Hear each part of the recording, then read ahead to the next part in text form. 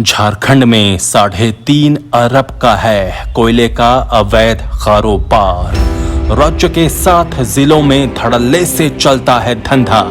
पिछले 6 महीने से लगी है इस कारोबार पर रोक। नमस्कार, आजाद सिपाही विशेष में आपका स्वागत है। मैं हूं राकेश सिंह।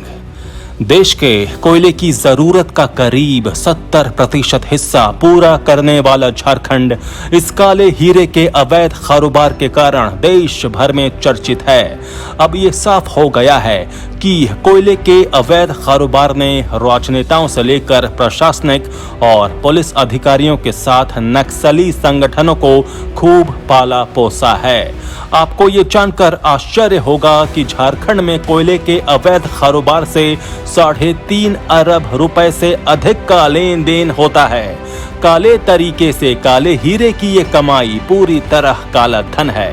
कोयले का ये अवैध कारोबार एकीकृत बिहार के समय से ही चल रहा है, लेकिन झारखंड अलग राज्य बनने के बाद इसमें तेजी आई और कारोबार का जाल नए इलाकों में फैला। कोयले के इस अवैध कारोबार का जाल इतना फैला हुआ है कि इसका हर तथ्य एक सामान्य व्यक्ति को अविश्वसनीय लग सकता है। इतने बड़े अवैध कारोबार का राजनीति में स्वाभाविक हस्तक्षेप होता है और हर सरकार में घोषणाओं के बावजूद इस पर लगाम कसने की ठोस कोशिश नहीं की गई।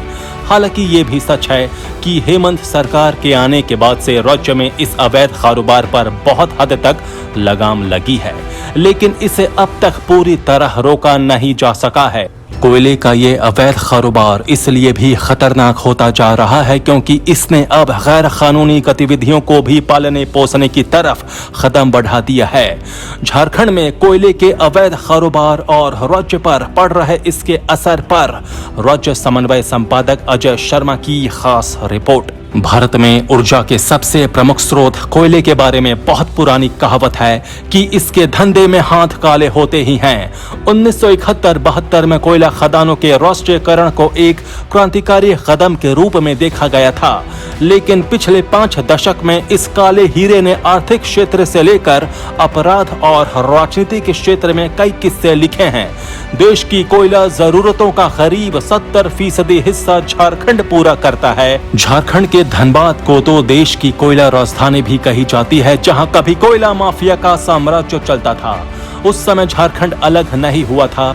वर्ष 1990 में बेरमो के प्रख्यात मजदूर नेता और हाल ही में दिवंगत विधायक राजेंद्र प्रसाद सिंह ने तत्कालीन केंद्रीय कोयला मंत्री को एक पत्र भेजकर कहा था कि दक्षिण बिहार की कोयला खदानों से हर साल 1.5 अरब रुपए के कोयले की चोरी होती है। उस समय उनके दावे पर काफी शोर मचा था और इस खबर ने मीडिया की सुर्खियां बटोरी थीं। जांच भी हुई थी और राजेंद्र बाबू का दावा सही पाया गया था। हालांकि वो जांच रिपोर्ट कभी सार्वजनिक नहीं की गई। झारखंड अलग राज्य बनने के बाद से अक्सर राज्य में होने वाले कोयले के अवैध कारोबार की चर्चा होती रहती है। पिछली रघुवर सरकार में तो शीर्ष स्तर पर इस अवैध कारोबार पर रोक लगाने की हिदायतें लगभग हर बैठक में दी जाती थीं, लेकिन न कभी इस पर रोक लगाने की कोशिश हुई और न किसी ने इस पर ध्यान ही दिया। इसका परिणाम ये हुआ कि ये अवैध कारोबार आज इतना फैल चुका है कि इसने राज्य की राजनीति से लेकर नौकरशाही तक को अपने जाल में लपेट लिया है। जानकार बताते हैं कि झारखंड में कोयले के अवैध धंधे में हर साल 350 करोड़ रुपए से अधिक का वारा न्यारा होता है। इसका लाभ कुछ राजनेताओं, पुलिस प्रशासन के कतिपय अधिकारियों और कोयला उद्योग से जुड़े लोगों तक पहुंचता है। समय समय पर इसके बारे में खबरें भी आती रहती हैं। कोयला के अवैध कारोबारियों की पैठ इतनी गहरी हो चुकी है कि उनका नेटवर्क इतना सशक्त हो चुका है कि उन पर हाथ डालने की हिम्मत भी नहीं होती है। आंकड़ों में देखा जाए तो झारखंड में कोयले की करीब 2000 छोटी बड़ी वैध खदानें हैं। इनके अलावा करीब 7000 अवैध खदानें भी हैं। इन 9000 खदानों से हर साल 3 लाख से अधिक टन कोयले की तस्करी होती है। ये कोयला देश की विभिन्न मंडियों तक जाता है और वहां से 10 से 12 हजार रुपए प्रति टन की दर से बिकता है। कोयले के इस अवैध कारोबार में करीब 12,000 ट्रक 8,000 ट्रैक्टर और 10,000 अन्य वाहन लगे हुए हैं। झारखंड के 7 जिलों में ये अवैध कारोबार धड़ल्ले से चलता है।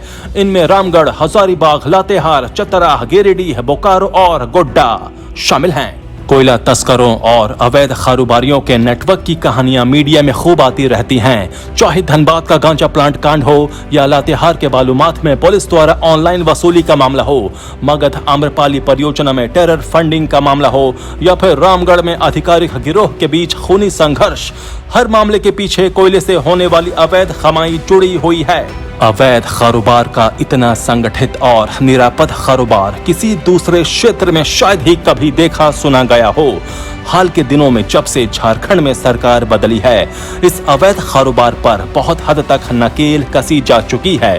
पुलिस प्रशासन के कड़े रुख के कारण अब जहां तहां कोयला तस्करी के नेटवर्क का भांडाफोड़ हो रहा है और तस्कर कारोबारी पकड़े जा रहे हैं। लेकिन इसका कितना असर पड़ रहा है, ये अब तक सामने नहीं आया है। जानकार बताते हैं कि कोयला के अवैध कारोबारी झारखंड की नई व्यवस्था को अपने पक्ष में करने के लिए जी तोड़ कोशिश कर रहे हैं, लेकिन उनकी दाल नहीं गल रही है।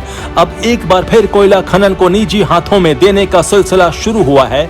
इससे इस अवैध कारोबार पर बहुत हद तक अंकुश तो लगेगा, लेकिन राष्ट्रीयकरण से पहले के दौर की सामाजिक शोषण की जो कहानियां हमारे रोंगटे खड़े करती हैं, एक बार फिर वही कहानियां दोहराए जाने का खतरा भी इससे जुड़ा हुआ है। शायद इसलिए कहा जाता है कि कोयले के धंधे में हाथ हमेशा ही काले होते हैं। समझने वाली बात यह है कि झारखंड में कोयले की करीब 2000 छोटी बड़ी वैध खदानें हैं। इनके अलावा करीब 7000 अवैध खदानें भी हैं। इन 9000 खदानों से हर साल 3 लाख से अधिक टन कोयले की तस्करी होती है। कोयले के इस अवैध कारोबार में करीब 22,000 ट्रक, 8,000 ट्रैक्टर और 10,000 अन्य वाहन लगे हुए हैं। ट्रकों के अलावा करीब 30,000 लोग साइकिल से कोयले की तस्करी करते हैं। हालांकि ये धंधा महज पेट पालने के लिए चलता है, लेकिन कानून की नजर में ये भी गैर कानूनी है। ये कोयला बंद हो चुके खदानों से निकाला जाता है और इसमें स्थानीय लोग ही मुख्य रूप से शामिल होते हैं। आजाद सिपाही में अभी इतना ही। खबरों की और भी अधिक जानकारी के लिए आप पढ़ते रहिए अपना लोकप्रिय दैनिक अखबार आजाद सिपाही। आप हमारे इस YouTube चैनल को जरूर सब्सक्राइब करें। आप हमारे Facebook पेज को भी जरूर लाइक करें। जुड़े रहिए आजाद सिपाही के साथ। धन्यवाद।